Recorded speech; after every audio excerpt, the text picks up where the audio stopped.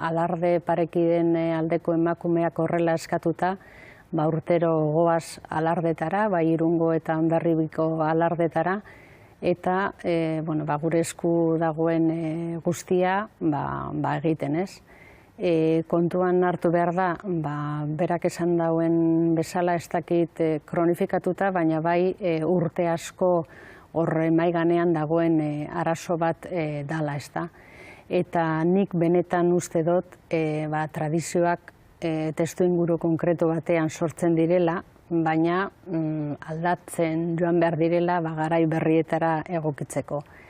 Eta aldatze horrek ez duela suposatzen emakumeen kontra edo tradizioen kontra, tradizioen kontra joatea, baizik eta eskubide berberak ematea emakume eta gizonei. Eta bide horretatik joan behar garela, baina puntu horretara heltzeko, nik uste dut elkarrizketarako bideak ireki behar direla. Eta batez ere, herrietan. Instituzioak bagoaz, babesa ematen, eta jarraituko dugu, joaten. Baina nik batez ere, uste dut, implikazioa behar dela herrietan.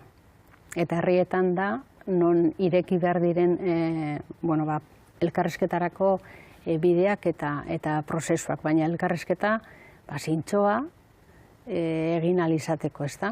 Eta ikusi da, agian, ez dakit estrategia berriak bilatu beharko direla, honi behar den erantzuna eman alizateko.